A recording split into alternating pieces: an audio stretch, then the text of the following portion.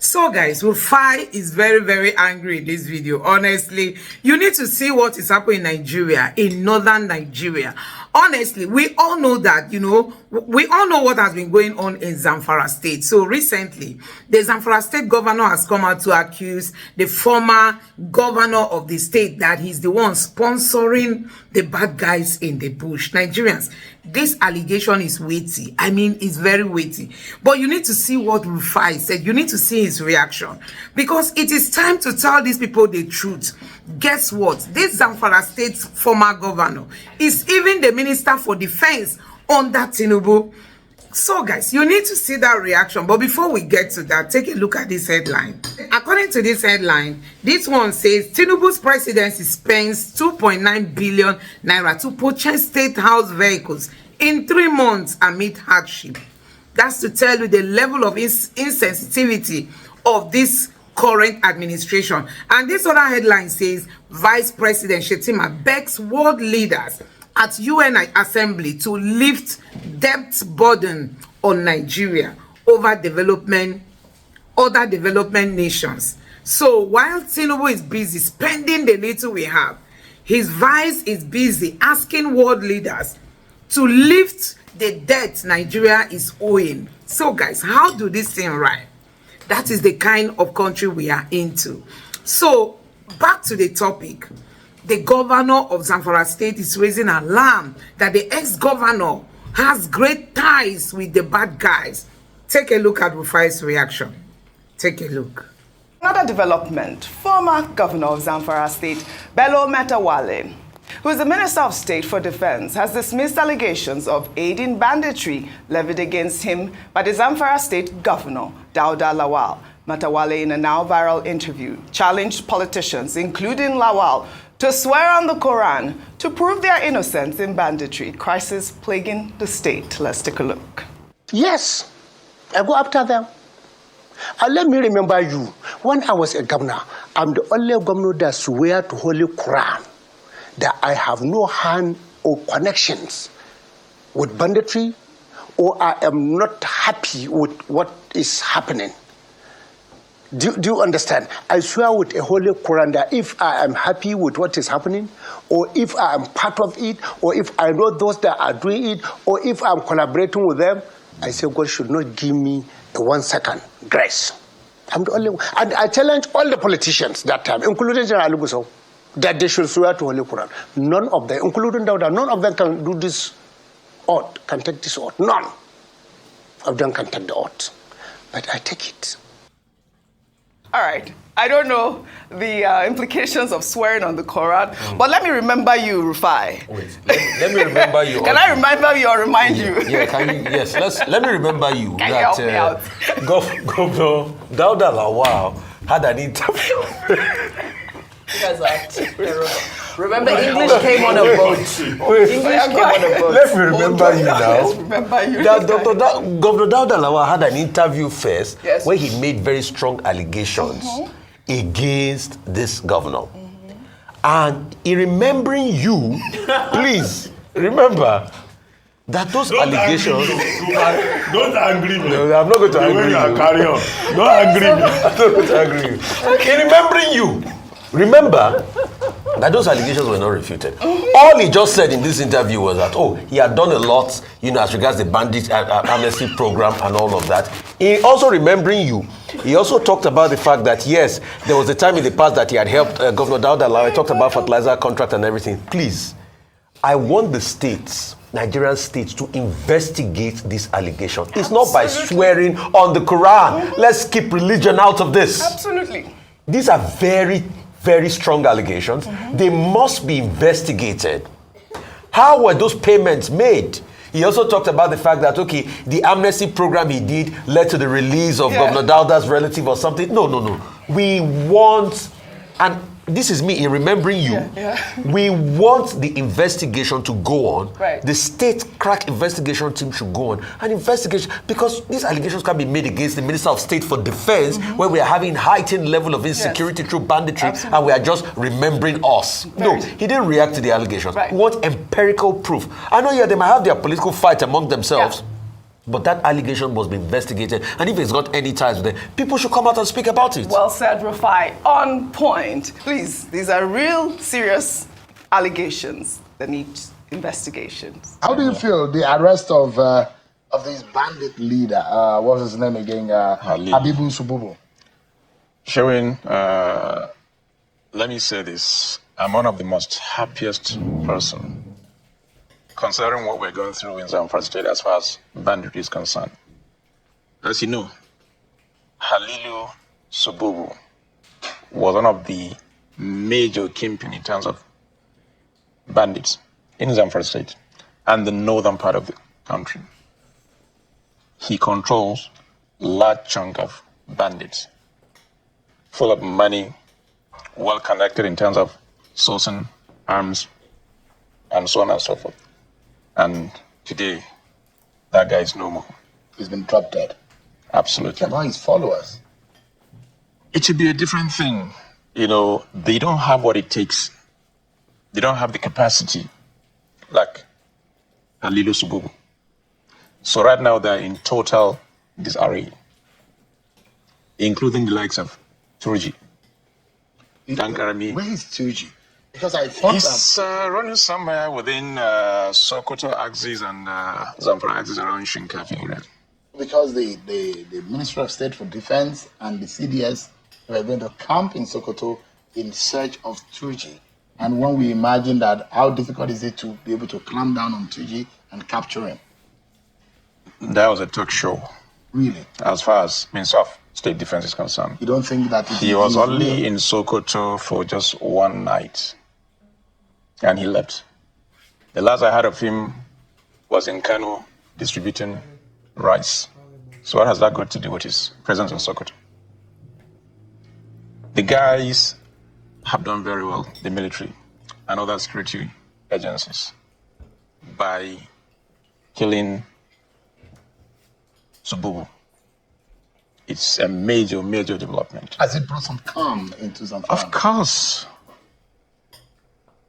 The whole of Zamfara now, and not just Zamfara, Sokoto as well as Katsina, Kebbi, and Niger, we're all happy and excited for what happened.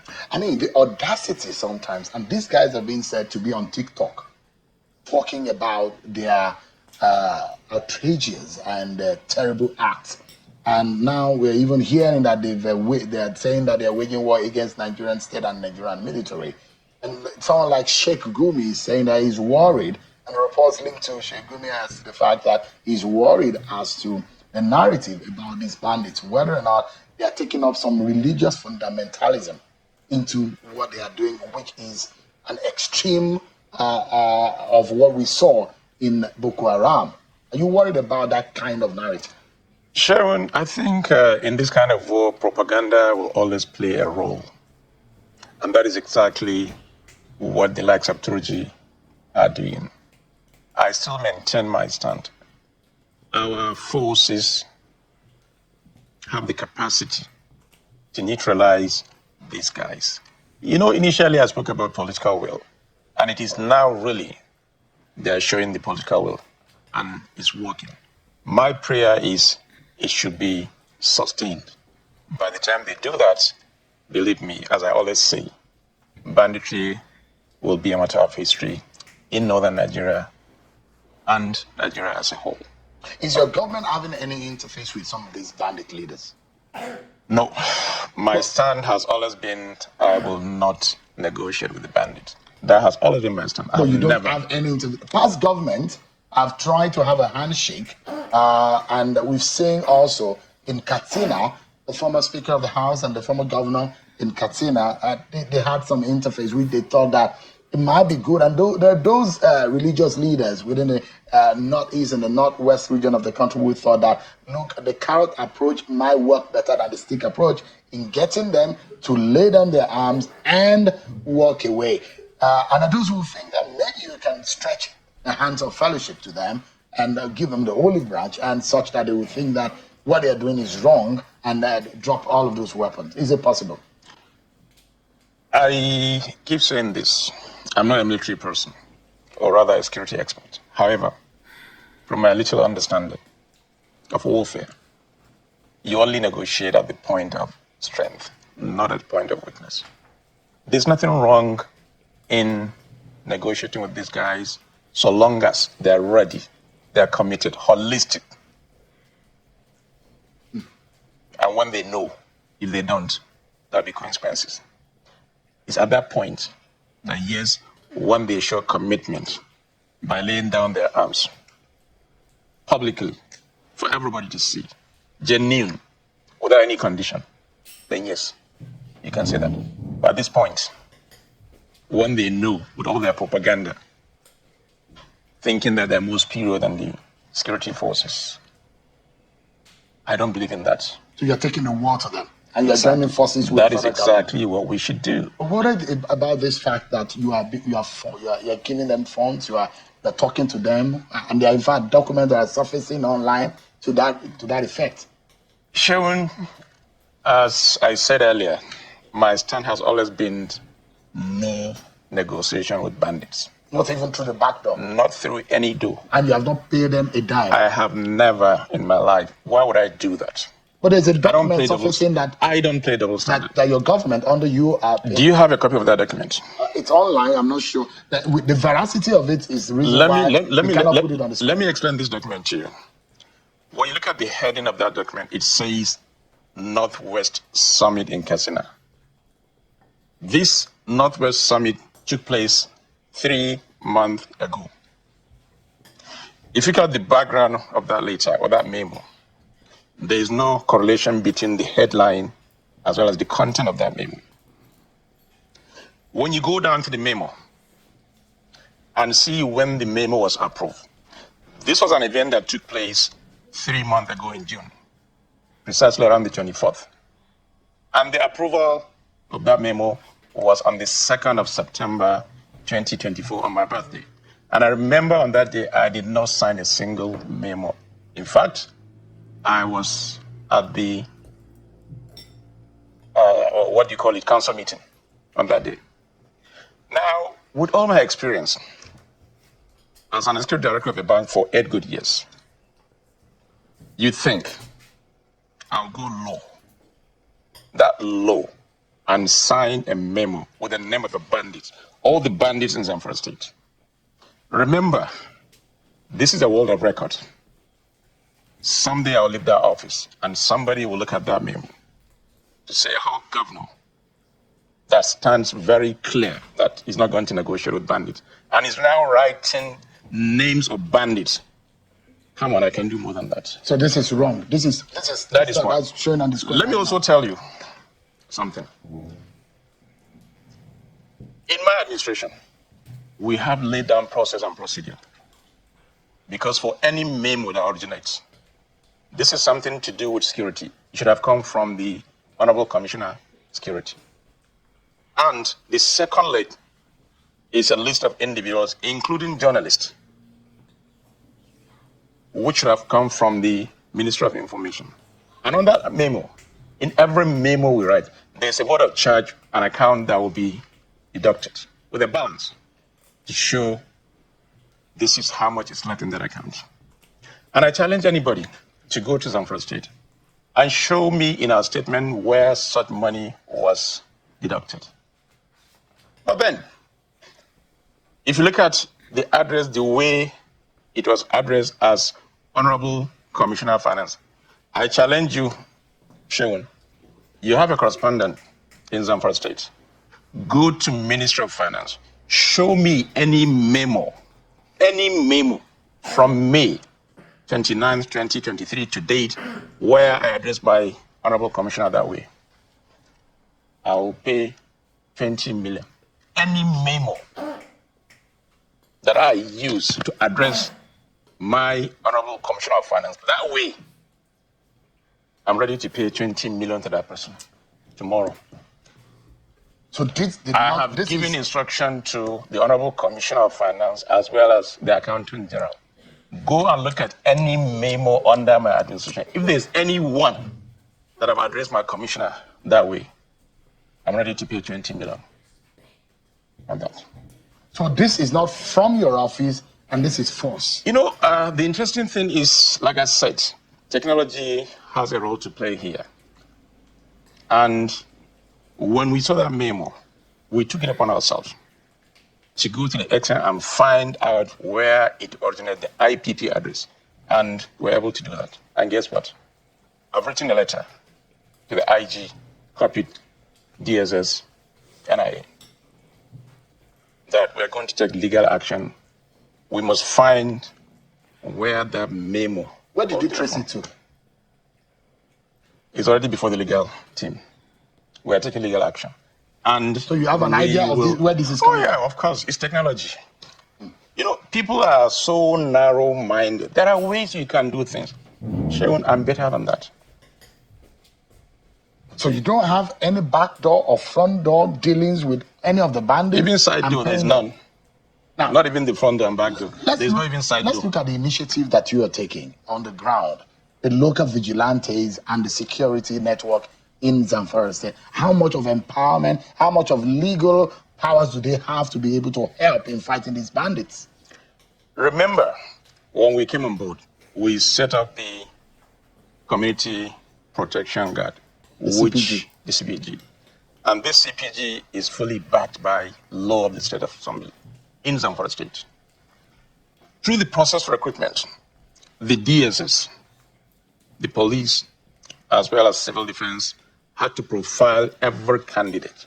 It was based on their recommendation that we hired those guys. And like I said, even the role they are playing right now is key because they understand the terrain better than conventional security. So therefore, they're always in collaboration with the conventional security in terms of leading the way, understanding the trend. And that was exactly what led to the killing of people. They were very instrumental to that. They were very, very instrumental. They provided intelligence. They are very, very instrumental. And are you confident that they might also help in the arrest and prosecution of Turji? Or you think Turji is difficult to arrest? It's a matter of time. Turji, very, very soon.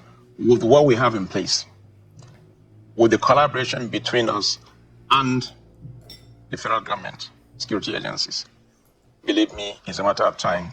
Turji will be killed very, very soon. Take that from me. If Turji is killed or brought to book, would that bring some level of end to banditry in your state? It may not completely do that, but it will bring it down significantly. What would be bring end to banditry in your state? What we need to do is to sustain this pressure. Military pressure? Military pressure.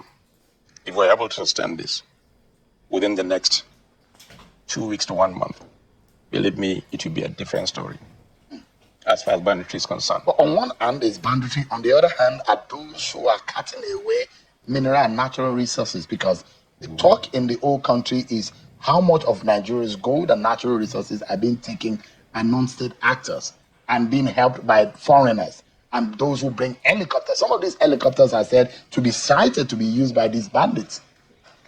And you don't think that there is a handshake between some of these illegal miners who are said to be funding some of these bandits? Are you worried about There is correlation between banditry and to some extent these mining activities. You can't rule that out. And what we're saying right now is let's have a proper way of coordinating the entire mining sector where there will be a proper collaboration between federal government, because money is on an exclusive list. However, the land belongs to the state. So there must be that synergy between the two.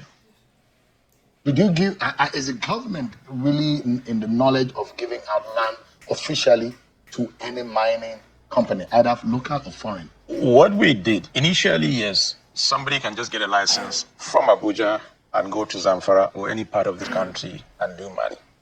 But this time around we said no. It's not possible, and that cannot continue. Let's sit down and look at this holistically between the Honorable Minister of Solid Minerals, as well as all the state governments that have mining in their respective states, and come up with a very tangible way of doing these things, where the state will benefit, as well as federal government. That way, we will have absolute control of these illegal mining activities. Do you have a list of the miners in the state, official miners in your state? It is difficult because you're just there as a governor. As a host, but not the one that is authorizing them. Exactly. It doesn't make sense. So none of the monies being gotten from the mineral is coming to your state? There's a time I asked the Honorable Minister, can you tell me how much you're generating from all these mining activities as federal government? And he couldn't answer the question. I wish he did. Then I would have asked for my own share of that resources. So that means something fundamental is wrong. Would you, for example, there are those governors who have said, look, for now, my state is not no-go area for this kind of activity because of security situation. I'm one of those. Has it come to that point to say, shut down mining activities for now? I am one of those. In fact, I've signed an executive order banning mining activities in Zamfara. For how long?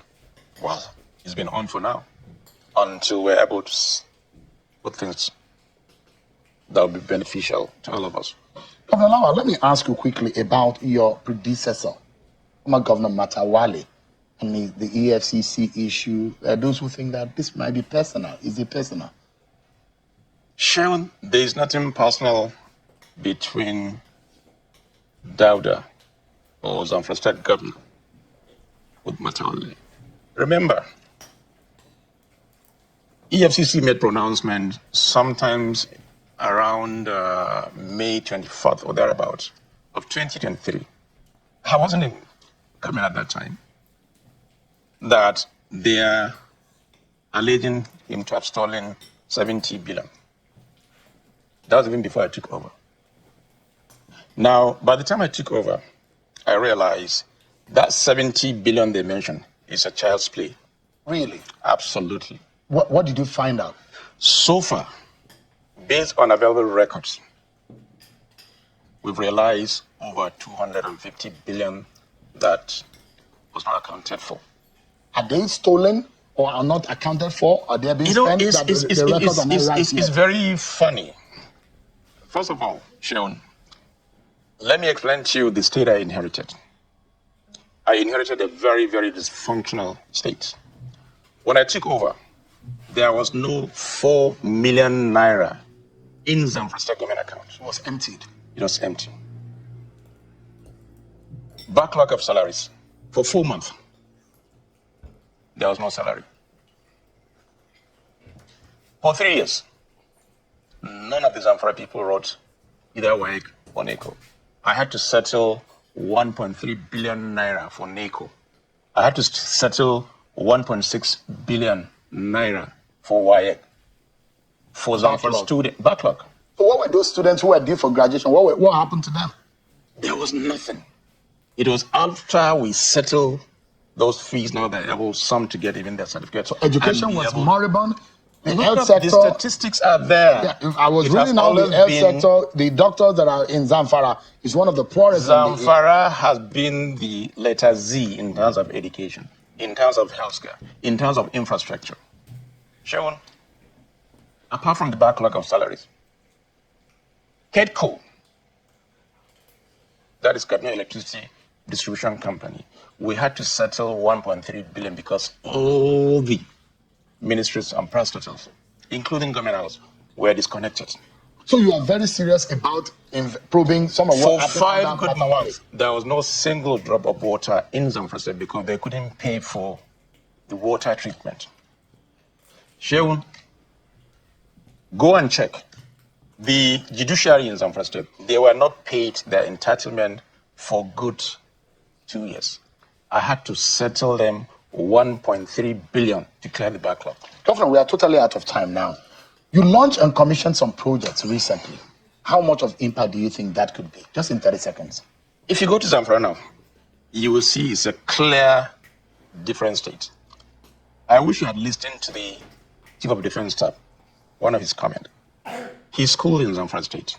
He's schooled in Sokoto State. But this time around, when he went to Zamfara, he couldn't understand where he was because of the new development that is coming on board. Shaun, for good, since 2011, Zamfara government did not pay gratuity and pension to the tune of 13.6 billion. Guess what? We have paid that now. We have paid more than 8 billion to pensioners. Governor, we are totally out of time.